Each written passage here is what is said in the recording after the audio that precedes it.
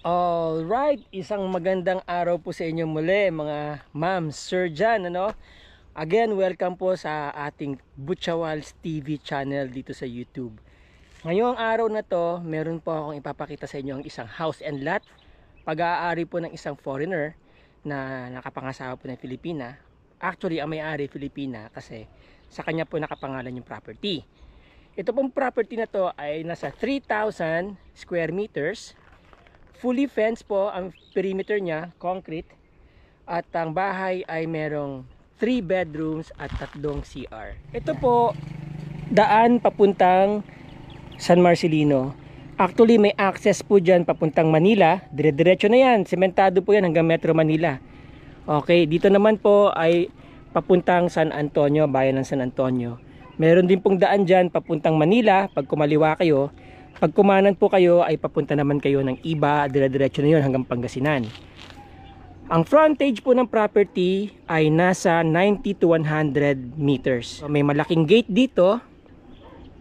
May maliit na gate dyan para sa sasakyan. At ang perimeter fence po ay concrete na merong bakal dito sa harap. Dito lang po ito sa harap pero yung mga nasa gilid po ay mataas po yung concrete dyan. Okay, pasok po tayo. So, una nyo pong mapapansin ay naka-elevate na po itong property. Mas mataas po siya kaysa dito sa kalsada. Okay, mataas po siya. Yung approach niya dito ay pataas. Okay. Yan po ang property. Yon. As you see, ang perimeter fence po ay concrete, di ba? Nakabakod hanggang dun po yan. Dire-diretso. Okay, and then may mga puno po ng mahoganies dito. May mga puno ng mango trees. Kinalabaw po yan o dinamulag. May swimming pool po doon. Meron pong parang recreation area doon, tambayan. And then medyo bare po yung garden, kaya napakagandang i-develop niyan according to your preference. Alright. Medyo modernized na po din ang design ng bahay, Yan. Dito muna tayo sa may pool area. Bago po kayo dumating ng pool, meron silang tanim na grapes dito. Ayan, mga ma'am sir, 'di ba? Malapit na pumamunga 'yan. Medyo magulang na yung grapes, ayan, 'Di ba? Okay. 'Yun. So may mga konting kailangang i-repair, pero mga minor repairs lang po yan.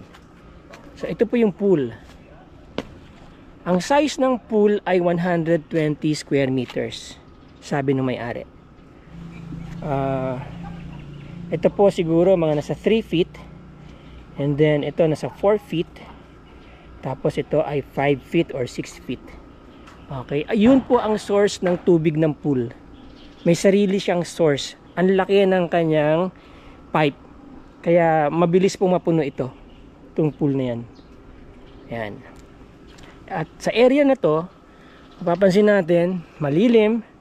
Kasi may puno, maraming puno. Ayan, kagaya niya, may kasoy dito. May santol. Baka bangkok pa yan, And then, may mga mahoganies. Mango tree. Nyog. Alright. Mataas po ang bakod dito sa likod. Yan, At naka barbed wire, ha. Tapos naka angle palabas yung barbed wire doon. Kaya hindi po basta-basta mapapasok tong area na to. Ito po yung makina ng tubig para sa swimming pool. Yan, Dedicated po yan sa swimming pool. Actually, kapag may garden kayo, pwede rin nyo rin gamitin ito. So may source na kayo kaagad ng tubig dito sa area na to. D4 ang tubo. Okay.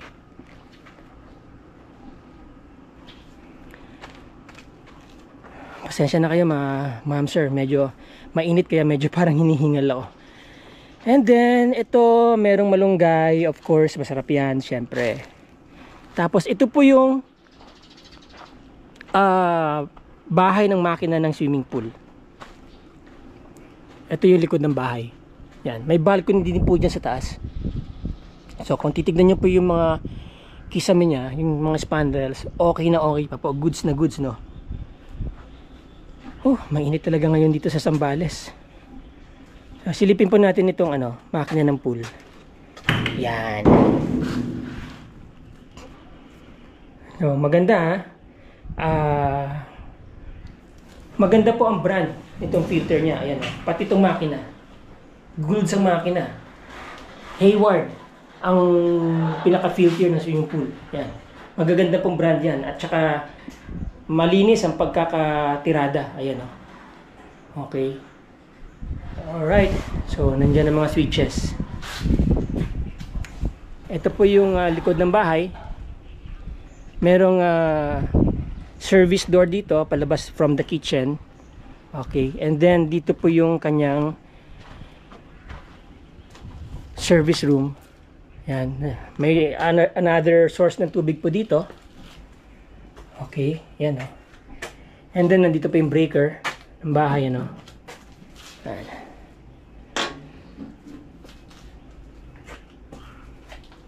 Okay pa po ang kisame, As you see. Solid din ang pintuan. Okay. Meron pong incinerator dyan. So ito po, ganito po yung style ng bakod sa gilid. Yan. Right. Tapos nandito po yung kanilang Poso Negro. Somewhere dyan. And then, naka-split type po ng aircon. Lahat po ng room may aircon po yan. Naka-air conditioned.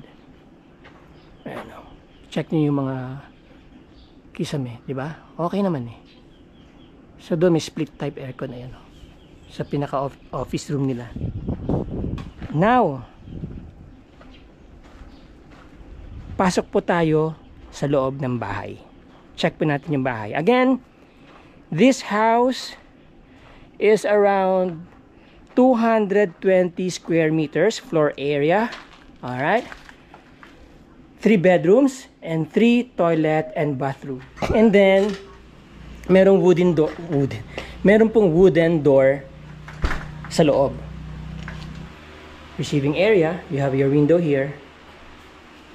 Windows where you can have the view of the swimming pool. Okay? And then, itong bintana dito, yung view ng gate nandun. And your ceiling is some kind of radically designed cove ceiling, diba? May mga square pa dyan. And you have your ceiling fan here. Merong light, of course. Let's open the lights. So, you have your switches here. Yan, nasa gilid ng pintuan. Okay? From this receiving room is contiguous to the living room. Yan. Alright. The same ceiling design. You have your pin lights. Spacious. Okay. Diba? And then you have your windows dyan. Ang mga bintana po natin ay glass windows, sliding. Alright, heavy duty. Okay. You have your sliding door here. Entrance to the kitchen and the dining area. There you go. Dito yung hagdan, papunta ng second floor. Kita dyan din ang yung swimming pool. You have your dining table here. At sa right side, upon entering this area, meron po tayong toilet and bath here. So, here's your bathroom. Right, there you go. Water closet with bidet. Lavatory. You have your small vanity mirror. Ang tiles ay hindi naman hanggang ceiling, but that's alright. That's okay. So, shower curtain na lang lalagay natin dito, no? Wala siyang enclosure. Malaki ang CR. Sakto lang. Yeah. Magandang ceiling, and then you have your exhaust fan there. And then the kitchen and the dining room is an open plan design, as you see. No? So if you do your stuffs there, you're cooking at the same time, you know, may mga kumakain dyan. So madali lang yung flow ng work. You have your built-in cabinets. Dami, di ba? So pwede nyo ilagay lahat ng mga stuffs nyo dyan. You have your window dito sa tabi. Cooking range, and then the range hood, exhaust fan. Okay, sa taas may built-in, may cabinet. Okay, and then may ceiling fan dito. Maganda yung pagkakadesign ng kisame. Okay. Okay, your prep table, let's say. Para lang ma-break yung pagkaka-open design niya papunta ng dining area. And then you have here your drawers and then your cabinets.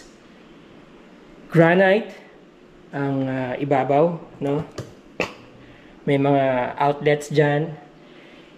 Double ang lababo nyo. Okay. And then you also have the view of the swimming pool here and the recreation area doon. Ito pala, by the way, ang inyong utility room where you do your laundry and everything. Okay.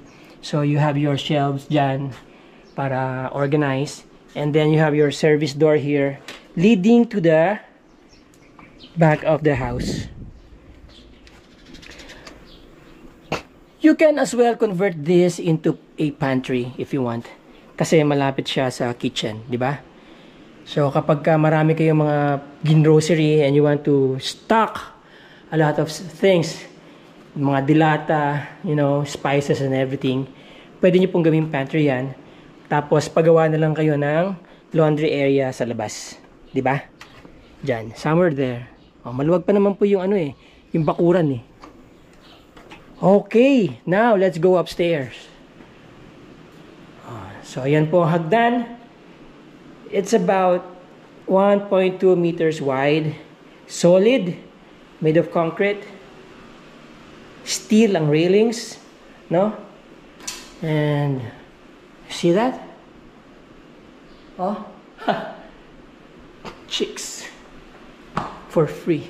5, 6, 7, 8, 9, 10, 11, 12, 13, 14, 15. So you have 15 steps leading to the second floor. Again, you see the swimming pool from the inside. And on the left side or on the right side is the master bedroom. Alright. So mayroong balcony doon. At dito sa left side, yan, is the walk-in closet.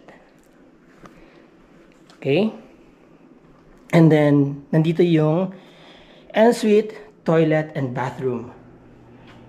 With enclosed shower area. You have your window, small window, stainless rack, lalagyan ng mga towels. And hot shower, of course. Water closet with bidet. I mean, you have your lavatory, I'm sorry. Alright? So, yung tiles niya hanggang ceiling, and you have your exhaust fan sa tapat ng water closet. Para, syempre, yung smell, dire-diretso lang doon. Okay? Solid ang mga pintuan. Oh. Maganda pa yung mga doorknobs. Okay. Andyan yung kama ng master bedroom, aka master's bedroom or primary room.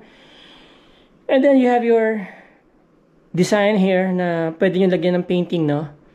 So para lang siyang na-accentuate niya yung light. Mas maganda yung tapon ng light dito. 'Di ba? Okay? So, yan ang ceiling. So, nothing much special about the ceiling dito sa master bedroom. Naka-expose ang beam. Okay. So, yan. May mga downlights dyan. Medyo radical ang design. You have your windows. You have your sliding door here. This is an open balcony. Yan. Maganda pa yung bubong, no?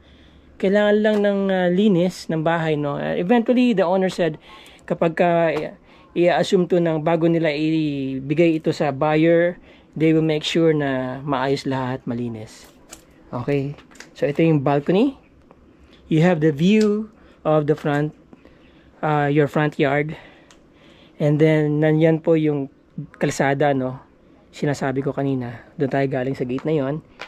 You also have the view from here ng swimming pool. Yan. So you can see the totality of the swimming pool here. And the lawn area. At yung bakod doon sa likod. Okay? Yan. And of course, yung tanim yung grapes, no? Especially kapag namumunga na yan. Ang ganda tignan yan. Nakakaaliw. Dito sa second floor, nandito po lahat ng bedrooms, no? So, labas tayo ng master bedroom. Yan na yung hagdan kanina. Alright? We have here the guest room. Actually, nandito si Sir ngayon tutulog, so hindi na natin bubuksan. And then, here's their office room. Bedroom na rin. Kung gusto ninyong gawing bedroom to. Yan. And you have your built-in cabinets here. Windows. Overlooking the other side of the house. Other side of the property. Okay. So, yan. So basically, you have all the angles, no, to see the whole of the perimeter area. So yun yung bakod, oh. Okay. Alright. Goods na goods ang kisame. Kisame. See? Okay. Okay na okay ang ceiling. And itong dalawang kwarto na to, apparently wala silang sariling CR. So they will be sharing a common bathroom, toilet and bathroom. Alright, so here you go. Yun. The bathroom is basic, very basic. You have your water closet, your lavatory, and a small vanity mirror. Bidet, of course. Shower curtain, and a small window. Alright, halfway ang tiles dito. Alright. And then, you have your door here leading to the balcony at the back ng bahay. Yun, no? It's an open balcony, kaya medyo mainit dito. But, pwede naman kayo magpa-renovate. Palagyan nyo ng bubong, no? Para medyo ihaba nyo lang yung overhang nya. Para medyo, maski anong oras, pwede kayong tumambay dito. And again, from here, kita nyo yung kabuuan ng property. Wala dito, itong side na to, as well as dito sa side na to. Okay, ang dami pang pwedeng magawa sa property, no? Ang dami nyong pwede pang i-develop sa area na to. Remember, this property is 3,000 square meters. Let's go to the price tag. So there you go, mga ma'am, sir, no? The price tag of this property is 15 million only. Diba? Murang-mura po yan sa 15 million. You have your 3,000 square meter property with so much space na pwede nyo pang i-develop. You have your swimming pool. Okay? Concrete fence. And then you have your beautiful house. No? Kailangan lang yan i-repaint. At sabi naman ng owner, i-repaint nila yan once na meron ng buyer. And then what else? Diba? So you have your wide frontage, tabi ng kalsada. This property is titled, no? It's clean title, safe po ang investment ninyo. Just get in touch and then I'll connect you to the handler of this property and then eventually you get to talk to the owner. Maraming salamat po sa mga nanood. Kung nakaabot man kayo dito sa part na to, gusto kong pasalamatan yung mga bagong subscribers and of course yung mga dating subscribers na yung mga viewers ko po. At yung mga nagko-comment, maraming salamat po sa inyo. Welcome po lahat ng klase ng comments dito. Wala po tayong pikunan. Gusto ko po yan, yung kino-correct nyo ako, sinasabi nyo yung mga dapat kong i-correct. Yun naman po mga gusto magpa-vlog ng kanilang mga properties, no? Feel free to get in touch. Andyan lang po ang aking contact details. I-vlog natin, ibenta natin yung property niyo. At yung mga interesado po sa property na to, kontakin nyo lang po ako dyan sa aking mga contact details dyan. Nandyan ang aking FB link. Nandyan po yung aking Viber, WhatsApp, Globe, Smart, even my email, Gmail, nandyan po lahat. So feel free to get in touch. Sasagutin ko po lahat yan within 24 hours, including your comments. Maraming salamat mga kabutchawals. By the way, kaya po butchawals, ibig sabihin po niyan ay buti sa wala.